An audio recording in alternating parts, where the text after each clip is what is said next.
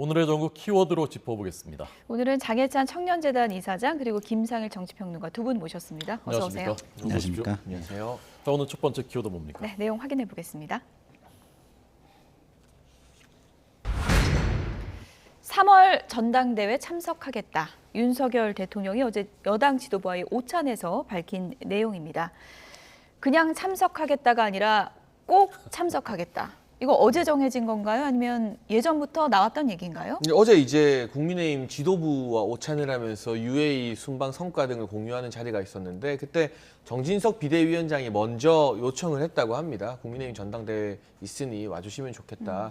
여기에 대해서 윤석열 대통령이 흔쾌히 호응한 것으로 봐야 될 것 같고요. 이 사실이 이제 이 비대위 지도부의 이후 백브리핑 기자분들 질의응답하는 과정에서 공개된 것인데요. 저는 자연스러운 일이라고 생각합니다. 문재인 전 대통령은 민주당 전당대회에 참석하지 않았지만 이 보수정당 출신 대통령들이 이제까지 전당대회에 참석했던 전례가 있거든요. 이명박 전 대통령도 그렇고 박근혜 전 대통령은 2번이나 참석을 하셨고요. 이게 어떻게 보면 국민의힘 이 보수정당의 하나의 전통이라고 볼 수 있는 부분이기 때문에 윤석열 대통령이 참석해서 이 당원들과 또 당정 일체 이야기하는 것 참 좋은 그림일 것 같고 일각에서는 뭐 이게 공정성 논란 막 짚으려고 억지로 힘을 쓰지만 3월 8일 전당대회 때는요.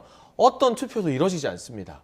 3월 4일, 이제 5일, 6일, 7일 이렇게 나흘간 온라인과 이 ARS로 모든 투표 절차가 종료된 이후에 3월 8일에는 결과만 발표하는 자리거든요. 그렇기 때문에 대통령께서 이 전당대회에 오신다고 해서 그게 뭐 특정 후보에게 유불리를 끼치는 또 공정성을 뭐 훼손하는 그런 일은 그런 우려는 전혀 없기 때문에 당원들과 함께하는 축제장에 대통령이 축하하러 온다라는 의미로 이해하면 될 것 같습니다. 네, 유불리에 전혀 영향을 미치지 않는다. 어떻게 보십니까, 김 박사님? 저는 뭐 영향을 미친다고 보죠. 왜냐하면 대통령께서 그동안 전당대회에 뭐 개입한다고 느끼는 국민들이 굉장히 많으실 거예요. 저도 그렇게 느꼈고 뭐 그렇게 안 느끼시는 분들도 있으시겠지만 저는 다수가 그렇게 느끼고 있다고 생각하기 때문에 그런데 뭐 전당대회 참석하겠다 메시지를 전당대회를 앞두고 이렇게 내신 그거조차도 저는 영향이 있다고 보고요. 그리고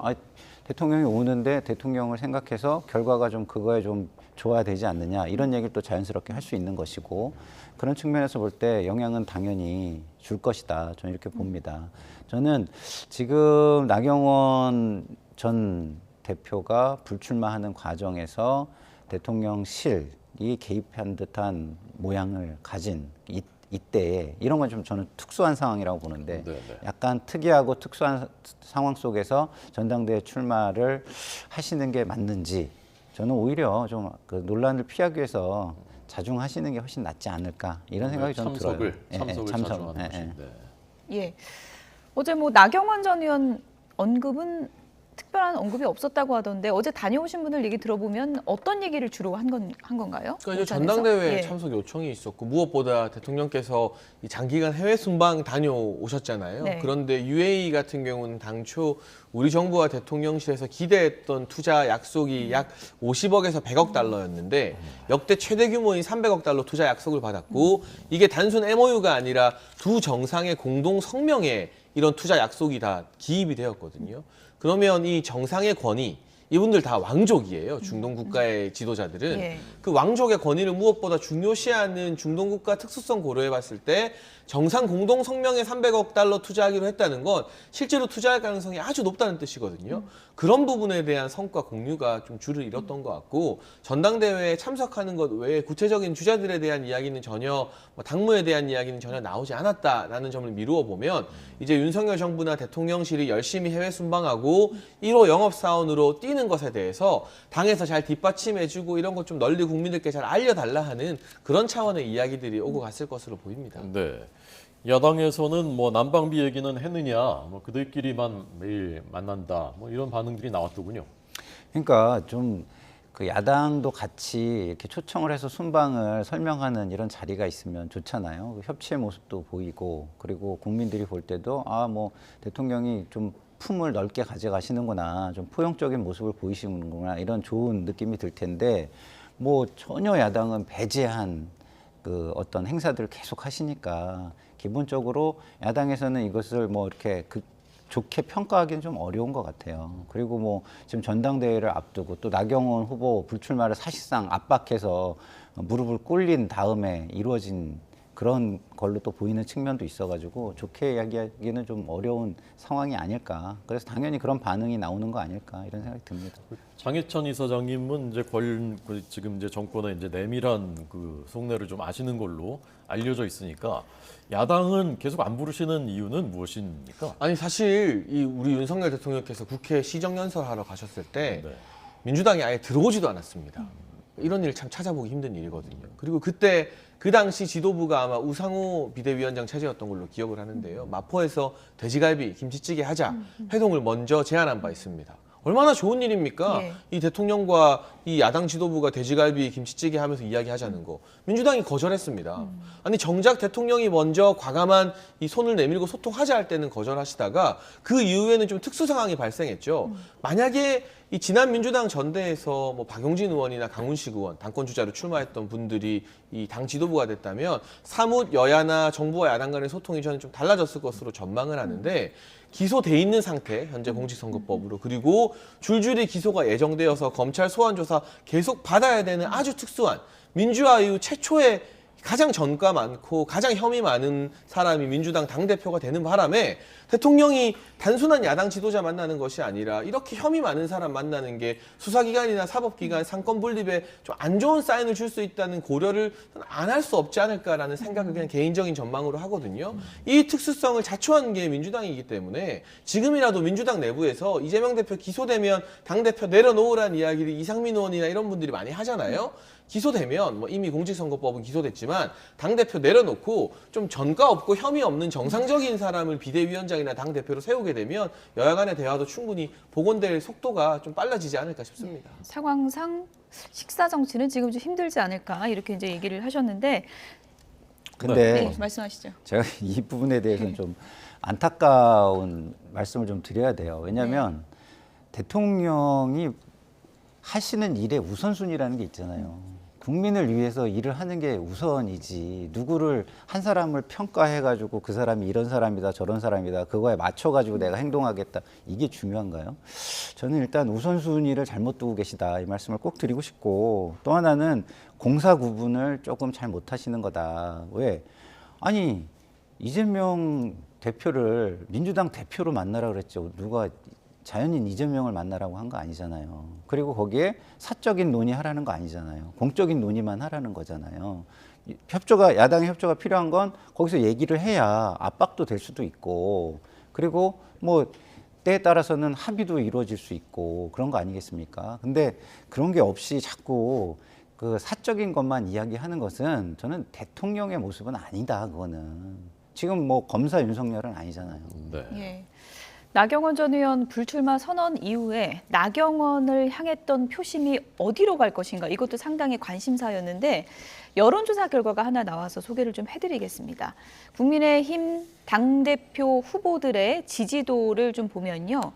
다자대결 구도로 보면 김기현 의원이 가장 높습니다. 40%, 안철수 의원이 33.9%, 유승민 전 의원이 3위네요. 8.8%, 황교안 전 대표가 4.7%고요. 가상 양자 대결로 여론조사를 해보면 이런 결과가 나왔습니다. 여전히 김기현 의원이 높습니다. 48%, 그리고 안철수 의원은 40.8%로 나오고 있습니다. 수치는 김기현 의원이 높게 나오긴 하는데 여러 여론조사 분석 결과를 보면 나경원 전 의원을 향하던 표심이 안철수 쪽으로 더 많이 향해 있다 이렇게 분석을 하더라고요. 뭐 일단은 양강 구도가 이제 본격화되는 것이기 예. 때문에 뭐 그런 부분은 많은 전문가들이 예상했을 내용인 것 같고요. 그동안 이제 나경원 전 의원을 지지했던 분들은 나경원 전 의원의 불출마로 인해서 분명히 좀 허탈하고 안타까운 마음들이 있을 겁니다. 그런데 또 나경원 전 의원의 지지층을 면밀하게 분석해 보면 대다수의 전문가들이 이 전통 보수층이 많을 것이다라고 전망하고 있기 때문에 지금 같은 흐름이 이제 한 달여간의 전대 레이스 본격화된 이후에 어느 쪽으로 고착화되는지는 좀 지켜봐야 되고 나경원 전 의원도 이번 전대에서 나의 역할과 공간은 없다고 했지만 막판에 또 특정 후보의 손을 들어주지 않을까. 예. 왜냐하면 선거라는 게요. 빠져 있으면 아무 의미가 없는 거예요. 본인이 불출마했더라도 결국에는 이 선거에 어떤 식으로 직접적인 영향력을 행사해야만 정치인으로서의 존재감과 생명력이 살아있게 되는 것이고 그렇죠. 선거 이후에 새로운 정치적 미래가 열리는 거 아니겠습니까? 네, 네. 그 부분을 고려해보면 나경원 전 의원의 선택도 아직 이 국민의힘 전당대회에 무시 못할 변수로 남아있다라는 말씀을 드리지 않을 수 없어서 정말 예측 불가하다라는 말씀을 드리는데 한 가지 제가 지적하고 싶은 건 최근 이제 여러 여론조사에서 국민의힘 지지층 여론조사로 분석하고 있지 않습니까? 네, 네. 그런데 이게 뭐 연령별 비율까지는 조금 보정을 하더라도 세대 인구 비율은 전체 국민에 따른 세대 인구 분포를 따르고 있어요. 그런데 우리 국민의힘 당원 분포를 보면 최근에 수도권 비중도 늘어나고 했습니다만 예. 그래도 여전히 영남 지역의 당원들이 굉장히 많이 거주하고 계시거든요. 이런 실제 당원 분포를 대입해 보면 이전까지 대선 경선도 그렇고 2021년도 6월 1일 전당대회도 그렇고요. 이 국민의힘 지지층 여론조사보다 실제 당원 투표가 좀 더 전통 보수 성향의 표심이 더 많이 이 부각되는 쪽으로 나왔습니다. 김기현 의원이 실제 더 올라갈 수 있다고 보시는 뭐 건가요? 이제까지의 예. 대선 경선이나 6일 전당대회를 보면 그럴 여지가 있어서 그 부분도 이제 실제 당원 여론조사와 국민의힘 지지층 여론조사 어떤 차이가 있을지를 좀 눈여겨봐야 된다라는 말씀 정도는 저 말고도 다른 분들도 많이 하시는 것 같습니다. 네. 지난번 전당대회에서 이제 이준석 대표 선출될 때는 그때 또 이제 영남 당원들이 이른바 전략적 선택, 누가 이제 대선에 더 기여할 것이냐. 그래서 이준석한테 또 표를 몰아준 그런 사례도 있지 근데 않았습니까? 그때도요, 이준석 전 대표가 최근 인터뷰에서 말했는데 그 전당대회 직전까지 국민의힘 지지층 여론조사에서 이준석 전 대표가 50% 초반대가 나왔거든요. 네네. 근데 실제 당원 투표에서는 37%인가 36%를 받았어요. 그러니까 이 지지층 조사보다 이 전 대표가 덜 받고 나경원 전 의원이 그때 당원 조사에서 과반 가까이 받으면서 실제 조사보다는 더 많이 받았거든요. 네네. 그러니까 그때도 사실은 전략적 투표도 있었지만 이 실제 당원 투표에서는 조금 더 전통 보수 성향의 후보를 좀 좋아하는 심리들이 많이 반영되었었다는 거죠. 이준석 전 대표가 또 영남 출신인 것도 또 그런 점도 있었죠. 그때 그래도 비교적 선방하는 데는 도움이 네. 되었겠죠. 네. 네. 어쨌든 지금 김기현, 안철수 의원 두 분 모두 결선 안 간다. 내가 1차에서 50 넘을 수 있다. 이렇게 자신하고 있는 상황인데요. 유인태 전 사무총장은 판세를 어떻게 읽고 있는지 얘기를 먼저 듣고 오겠습니다. 김기현 대표가 그럼 지금 최소한도 50% 60%는 돼야 될 거 아니에요? 천하가 다 알잖아요, 세상이. 누가 지금 윤 대통령 윤심이 누구를 미나. 예. 그게 다 저렇게 드러나는데도 불구하고 저렇다고 그러면 네. 저건 더군다나 또 그놈의 결선은 또 집어넣어가지고 요새 상당히 후회 막급일 거요. 저렇게까지 윤심이 뒷받침돼주고 공천을 바래서겠지만은 그 많은 의원들이 지금 저렇게 줄을 섰는데도 저 지지율밖에 안 나오는 거는 저는 결선에서는 상당히 좀 위험할 수도 있다 이렇게 보죠. 네. 윤심까지 전적으로 도와줬는데 그럼 지금 5, 60은 나와야 되는데 지금도 안 그런 거 보니까 결선 가서 잘 안 될 수도 있겠다 이렇게 보는 것 같아요. 그럴 수도 있죠. 이게 제가 볼 때는 전당대회가 얼마나 흥행을 하느냐에 따라 저는 다르다고 봐요. 오히려 김기현 후보 같은 경우는 김이 빠지는 게 오히려 승리, 1차에 끝낼 수 있는 승리 요인이 되겠죠. 예. 왜냐하면 지금 나경원 그 전 대표가 그 불출마를 선언을 하고 나니까 그 표들이 안철수 후보로 가기보다는 제 생각에는 무관심해지고 투표를 포기하는 쪽으로 가는 것 같아요. 이 양상을 보면. 왜냐하면 김기현 대표가 양자 대결에서 50%가 넘게 나와야 되는데 여론조사 보면은 좀 전에 보셨지만 50%를 못 넘고 있잖아요. 그러면은 50% 못 넘으면 1차에서는 못 끝내잖아요. 결선을 가는 수밖에 그렇죠. 없는 거잖아요. 50%가 넘어야 결선 없이 이제 가는 건데. 그런 걸 보면은 지금 이 1차에서 50%를 못 넘는 투표율이 그 당시 투표한 사람들이 확인되면 또 그 사람들이 또 갑자기 이게 반전이 될 수도 있겠네 이런 생각을 하고 투표에 또 임할 수도 있잖아요. 그렇게 되면 또 반전이 이루어질 수도 있다고 저는 보는 거죠. 그래서 기본적으로는 지금 전대가 흥행이 안 되고 그 윤심 중심으로 이게 전대가 돌아가면서 투표율은 많이 낮아질 거라고 저는 보고요. 예. 많이 낮아지면 결선에 안 가고 김기현 후보가 될 수도 있겠다 이런 생각은 듭니다. 네.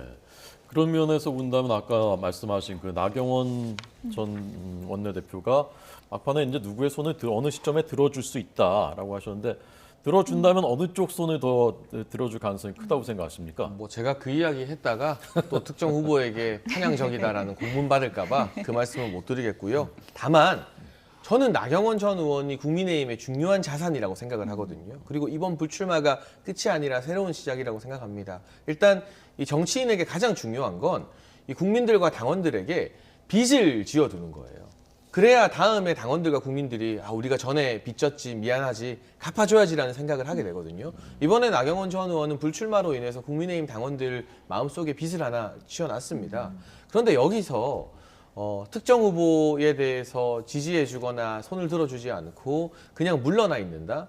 지금 어떻게 보면 가장 가치가 높아져 있을 때 그 타이밍을 놓치게 되는 것이거든요. 예. 그러니까 제가 만약 나경원 전 의원의 참모라면 조금 쉬는 시간, 휴식기를 가지고 2월 중순이나 말이 되었을 때 결정적인 시기에 예. 나경원 전 의원이 어떤 후보를 선택하는 게 윤석열 정부 성공에 도움이 되는가라는 관점에서 결단한 다음 특정 후보 손을 들어주라고 저는 조언할 것 같습니다. 제가 참모 입장이라면. 그래야만 정치인 나경원의 공간과 역할이 더 열리는 것이기 때문에 이번에도 이 불출마 선언 이후에 누구의 손도 들어주지 않고 그냥 이 시기를 흘러보낸다면 계속 출마 선언 타이밍 놓쳤다는 전문가들의 지적이 많았잖아요. 또 한 번 실기하게 되는 거라서 지금 나경원 전 의원이 SNS를 통해서 윤석열 대통령을 위해서 본인이 얼마나 열심히 선거운동했는지 진심인지 계속 알리고 있지 않습니까? 그럼 그 관점에서 고민하셔서 결단하시고 이번에는 실기하지 않고 뭔가 확실한 정치적인 이 획을 한번 긋는 것이 그게 뭐 어느 후보에게 유리하다 불리하다를 떠나서 꼭 필요한 나경원 전 의원의 어떤 재기나 제2의 출발을 위해서 꼭 필요한 정치적 결단이 아닐까 싶습니다. 불출마 선언 이후 몸값이 더 올라간 나경원 전 의원인데 아직은 양쪽 전화 다 안 받고 있다고 하던데 언제쯤 누구 전화를 받을지는 저희가 좀 지켜봐야 될 것 같고요. 이 질문은 장해찬 이사장이 싫어하겠지만 제가 장해찬 이사장께 좀 드리겠습니다. 네. 마지막 변수가 이제 유승민 전 의원이거든요. 많이 싫어해요. 예. 요즘 아주 좋아합니다. 아, 그렇습니까? 예, 예. 김웅 의원에게 전화해서 웃지 생각하노 이렇게 얘기를 했다 그래요? 아니 1월 27일이 됐는데 아직도 어떻게 생각하냐고 남의 의견 물어봐서야 되겠습니까? 정치인이 그렇게 몇 달 동안 윤석열 대통령 민주당보다 더 강도 높게 비판했으면 전당대회에 나와서 승부 볼 생각 정도는 해야 되는 거 아닌가요? 이 우유부단함에 많은 당원들과 기존의 유승민 전 의원 지지자들마저도 실망하셨을 것 같고요. 저 개인적으로는 꼭 출마하셔서 20년, 30년 이 당에서 정치하셨는데 우리 당의 당원들이 유승민식 정치에 대해서 어떻게 판단하는지 한번 성적표를 받아보실 필요가 있다라는 생각이 듭니다. 그래야만 평론가가 아니라 정치인으로서 계속 활동할 수 있는 거죠. 네. 좋아하지 않습니까, 이 질문? 이 시점에 웃지 생각하노 물어봤다는 거는 이제 나오겠다는 얘기다라고 이제 해석한 분들이 있던데 짧게 나올 것 같습니까? 안 나올 것 같습니까? 저는 뭐 그거를 제가 예측할 수는 없지만 당위적으로 얘기해서 나와야 된다고 저는 생각을 해요. 왜냐하면 아까 뭐 나경원 의원 전 의원에 대한 이야기도 했지만 정치인은 깃발을 들어야 그 국민들이 그 깃발을 중심으로 헤쳐 모이는 거거든요. 근데 나경원 의원처럼 낮은 포복을 하면 깃발이 안 보이잖아요. 그러면 글로 헤쳐 모이지는 못해요. 네. 뭐 낮은 포복을 하니까 좀 미안하다고 해서 글로 헤쳐 모이냐 그러지 않거든요. 네. 깃발을 들어야 되는 거죠. 그래서 유승민 의원도 당연히 그리고 그 정도 자기의 정견을 표명을 했으면 그걸 위해서 공적으로 자기가 조금 더 상처를 입더라도 공적으로 그 주장을 계속 하는 것이 예. 저는 맞다고 보고 그게 네. 정치인의 모습이라고 저는 생각합니다. 두 분 다 출마해라, 나가라 이렇게 조언을 하셨는데 유승민 전 의원이 보고 계시다면 어떻게 또 결정을 하실지 지켜보겠습니다.